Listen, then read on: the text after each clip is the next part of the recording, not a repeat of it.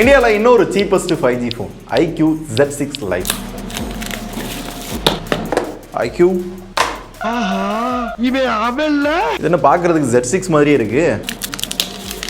மூணாவது கேமரா இருக்க இடத்துல 5Gன்னு வேற போட்டு வச்சிருக்காங்க. இப்போ வர எல்லா ஃபோனுமே இந்த பாக்ஸி டிசைனில் தான் வந்துருச்சு.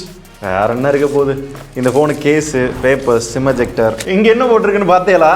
Thanks for contributing towards the planet by reducing carbon emission. இதுக்கு என்ன அர்த்தம் தெரியுமா? நக்கு இதுதான் அர்த்தம். அதாவது சார்ஜர் கிடையாது. ஸோ லோ பட்ஜெட் ஃபோனில் கூட சார்ஜரை தூக்குறாங்க. iQOO நீங்களும் வேலையை காட்ட ஆரம்பிச்சிட்டிங்களா? ஏன்னு கேட்டால் நாங்கள் வந்து காஸ்ட் கட்டிங் லோ பட்ஜெட்டில் 5G ஃபோன் கொடுக்கணும் அப்படின்றதுக்காக கொடுத்தாங்களா? ஏதாவது இந்த கேபிள் இருந்தது. இப்போ இந்த சீப்பஸ்ட் 5G ஃபோனில் என்ன ப்ராசஸர் யூஸ் பண்ணியிருக்காங்க அப்படின்னு பார்த்தோம்னா, உலகத்திலேயே முதல் முறையாக Snapdragon 4 Gen 1 வந்து யூஸ் பண்ணியிருக்காங்க. இது 480 இருக்குல்ல, அதோட கொஞ்சம் பெட்ரு. ஆண்ட்ராய்டுமே 3,60,000 மேலே தான் வருது. அதனால கண்டிப்பாக 15,000 தான் எல்லாருமே எதிர்பார்ப்பீங்க. நானும் அதான் எதிர்பார்க்குறேன். பேஸ் வேரியன்ட் 464 அப்படின்ற ஒரு வேரியன்ட் இருக்குது. அது மேபி 13,000 வரலாம். ஏன்னா எக்ஸாக்டாக எனக்கு இப்போ ப்ரைஸ் தெரில. லான்ச்சுக்கு முன்னாடி நாங்கள் ஷூட் பண்ணிட்டு இருக்கோம். 128 அப்படின்ற இன்னொரு வேரியன்ட்டும் இருக்குது. UFS 2.2 யூஸ் பண்ணியிருக்காங்க. LPDDR4X RAM வந்து யூஸ் பண்ணியிருக்காங்க. ஸோ ஹார்ட்வேர் வைஸ் பார்த்தீங்க அப்படின்னா இந்த பட்ஜெட்டுக்கு ஒரு நல்ல ப்ராசஸர் தான்ப்பா அப்படின்ற மாதிரி இருக்கு. கேமிங் இப்போதைக்கு ட்ரை பண்ண வர பார்த்தீங்க அப்படின்னா டீசெண்டாக இருந்தது. இது ஒரு சின்ன கம்பேரிசனாக பார்த்தோம்னா Dimensity 700 Snapdragon 680 இதை விட பெட்டர் ப்ராசஸர் அப்படின்றாங்க. வெறும் ஆண்ட்ராய்டு ஸ்கோர் மட்டும் இல்லை, பர்ஃபார்மன்ஸ் வைஸும் பார்த்தீங்க அப்படின்னா நல்லாவே இருந்தது. அப்புறம் இது லோ பட்ஜெட்டில் 5Gக்காகவே லான்ச் பண்ண 5G ஃபோன் அப்படின்றதுனால மொதல் கொஸ்டின் இதாக தான் இருக்கும். எத்தனை 5G பேண்ட் இருக்கு? வந்து இப்போ நான் என்ன உங்கள்கிட்ட சொல்றது? 11. ஆஹா, இப்போ பாரு, ரெண்டு தான்.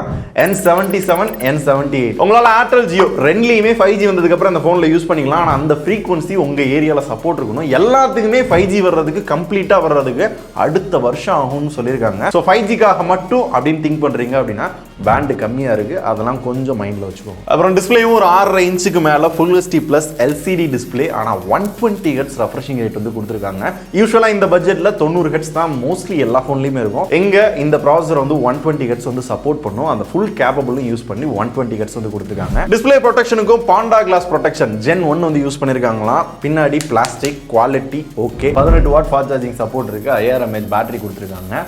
பின்னாடி 50 mega pixel main camera, 2 mega pixel macro, ஃப்ரண்ட்ல 8 மெகா பிக்சல் செல்ஃபி கேமரா கொடுத்துருக்காங்க. யூஸ்வலா iQOOல என்ன கேமரா ஃபீச்சர் இருக்குமோ அதான் இங்கேயும் இருக்கு. ப்ரோ மோட்ல போட்டோ எடுத்துக்கலாம், time labs, slow motion, AR stickers, அதுபோக 1080 பிக்சல்ஸ்ல ஃப்ரண்ட் பேக் ரெண்டு சைட்லயுமே வந்து வீடியோஸ் வந்து ஷூட் பண்ணிக்க முடியும். சாம்பிள்ஸ் பாருங்க.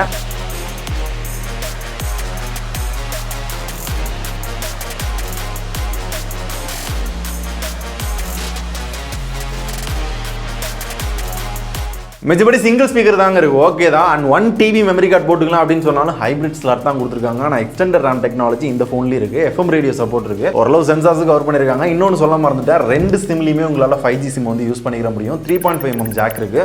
ஸோ இது எல்லாமே தான் இந்த ஃபோனில் இருக்கு. நான் குறைகளாக பார்க்கறது அப்படின்னு பார்த்தீங்க அப்படின்னா 2 5G பேண்ட் தான் கொடுத்துருக்காங்க.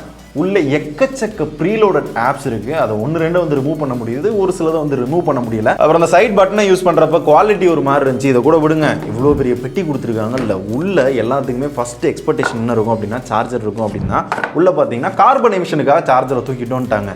ஸோ இவ்வளோ பெரிய பாக்ஸ் வாங்குறப்ப புதுசாக நம்ம மாதிரி ஆட்கள்னா ஓகே, நம்ம அம்மா அப்பா மாதிரியான ஆட்கள் யாராவது இந்த மாதிரி ஃபோன் வாங்குறாங்க அப்படின்னா நம்மளுக்கு தான் சார்ஜர் வரலையோ அப்படின்னு கடைக்காரண்ட போய் சண்டை போடுவாங்க. ஸோ என்னதான் அவங்க எக்ஸ்பிளனேஷன் கொடுத்துருந்தாலும் பாக்ஸை சின்னது பண்ணியிருந்தாங்க அப்படின்னா இன்னும் கொஞ்சம் புரியுற மாதிரி இருந்திருக்கும். விலை எக்ஸாக்டா என்னன்றது எனக்கு தெரியலன்றதை அப்பவே சொல்லிட்டேன். பாசிட்டிவ் நெகட்டிவ் பேஸ் பண்ணி நீங்களே டிசைட் பண்ணிக்கோங்க. இதோட கன்க்ளூஷன் என்ன பொறுத்தவரை பார்த்தீங்க அப்படின்னா எனக்கு 5G தாண்டா வேணும், லோ பிரைஸ்ல நான் வாங்குனா 5G ஃபோன் தான் வாங்குவேன் அப்படின்னு சொல்லி நிற்பாங்கல்ல. அந்த மாதிரி ஆட்களுக்கு 5Gல இதுவும் ஒரு ஆப்ஷன் அப்படின்றத தெரிஞ்சுக்கோங்க. அதுக்காக பர்ஃபார்மன்ஸ் மொக்கையெல்லாம் சொல்ல முடியாது. பர்ஃபார்மன்ஸுமே இந்த பட்ஜெட்டுக்கு நல்லா இருக்கும் தான் எதிர்பார்க்குறேன். ஸோ 5Gக்காக மட்டும் சீப்பர் வேரியண்ட்ல iQOOல இருந்தும் ஒரு ஃபோன், அவ்வளோதான் எனக்கு தோணுது.